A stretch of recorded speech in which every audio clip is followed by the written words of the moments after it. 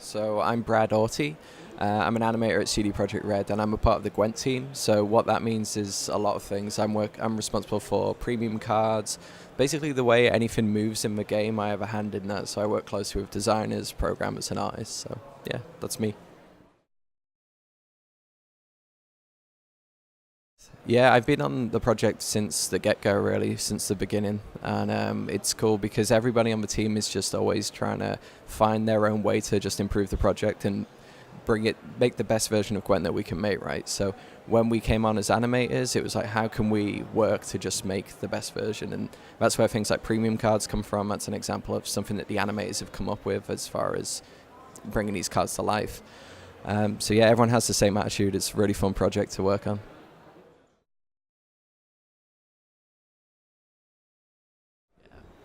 So Gwent, it's a collectible card game, a digital collectible card game in the Witcher universe. And to run through the basics of the rules, we play across 3 rounds, and you get 10 cards at the start of the match. And it's up to you what you do with those cards for the 3 rounds, right? So there's no mana cost for those cards. You can play anyone whenever you want.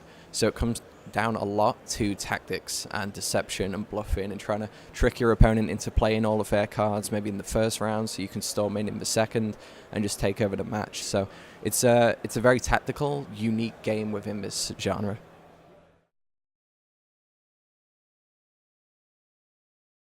Yeah, so for multiplayer, to grow your card collection, you're primarily going to be doing that through card packs. So the way that'll work, using in-game currency, which you'll earn through playing the game, or through real money, if that's the way you want to go through it, you'll be able to buy a card pack, and that card pack's going to have 5 cards in it.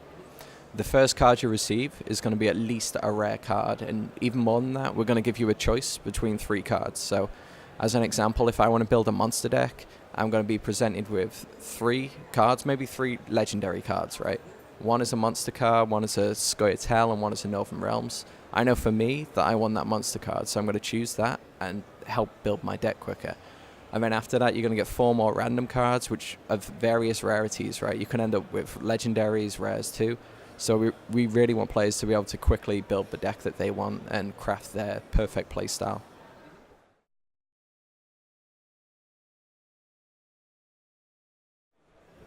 Yeah, that's an option, right? Like if you want to buy card packs, if you want to get them quicker, it's completely up to you. But throughout playing the game, just in the free-to-play game, the matches you play over time, you're going to earn currency to buy these card packs yourself. So there's no reason why you'd have to buy card packs if you want to stick to the free-to-play game. That's absolutely viable, and your deck is still going to be competitive against everyone else's.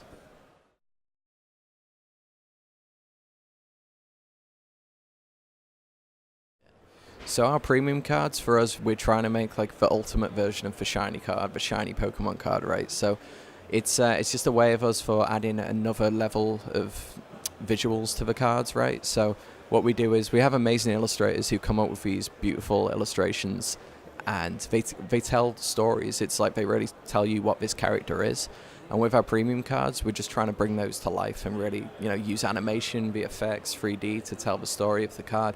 It's absolutely a cosmetic update. It doesn't change the card's strength or skill or anything like that. But when you play that card in game, when you're playing against an opponent and you get to put down your animated shiny premium version of your card, it just has a really cool impact in that moment, and they look amazing on the board when they're played. They're really cool.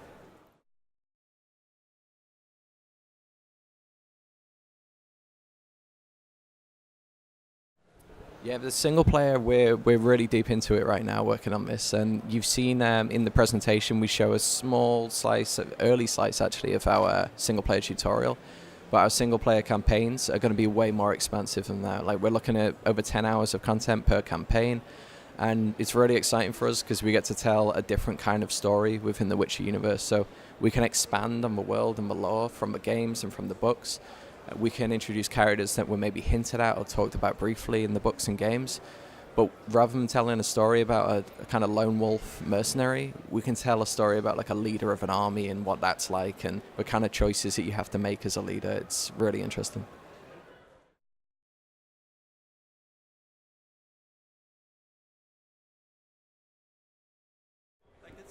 Yeah, I mean, it's absolutely a chance to do that, right? But the specifics, we don't want to spoil anything. Like, there's a lot going on with the single player, which is going to be really exciting. Like, if you're familiar with Witcher lore and Witcher characters, you're going to get a big kick out of some of the things we're doing with single player. But even if you're not, it's just, these are really cool stories that we're trying to tell in their own right. So I think there's going to be something for everybody to enjoy.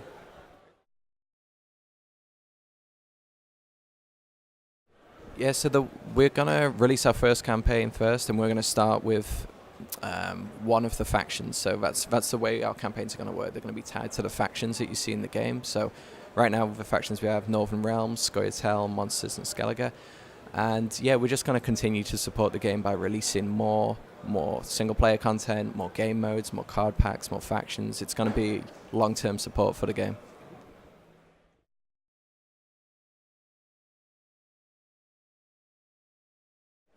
Yeah, the campaigns will be purchasable. They're big, meaty, 10-hour, pieces of content. But as always, CD Projekt, we want to make sure that players are super happy. They're getting their value for money with that content. It's really important to us.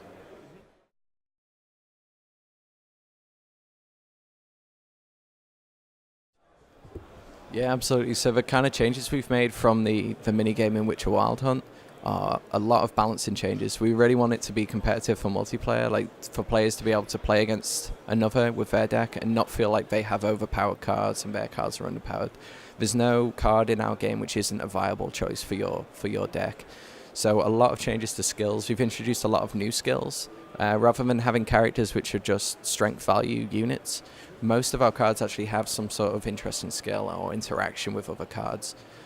One thing that's really important to us as well is to make each of our factions feel really unique and have their own distinct playstyle. But within each of those playstyles, there's a lot of variety for you to come up with your own sort of builds and your own decks. And of course we have neutral cards as well, which will just help you build up your own specific deck.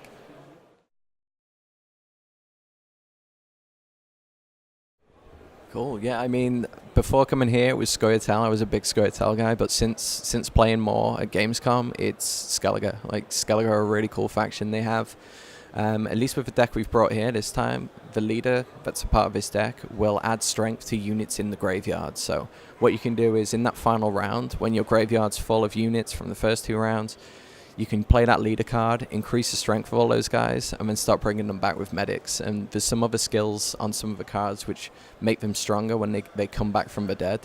So it's a really interesting deck, because once you get to that third round, you can just completely wipe out your opponent if they're not ready for it, right? It's really cool.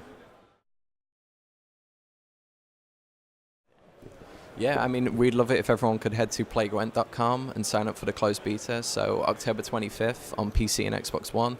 And yeah, we're going to start rolling that out then, and we're going to go in waves, but hopefully you guys will get in. We're really excited for people to play, and everybody who gets in there, please send your feedback, because it's really important for us to improve the game over time, right?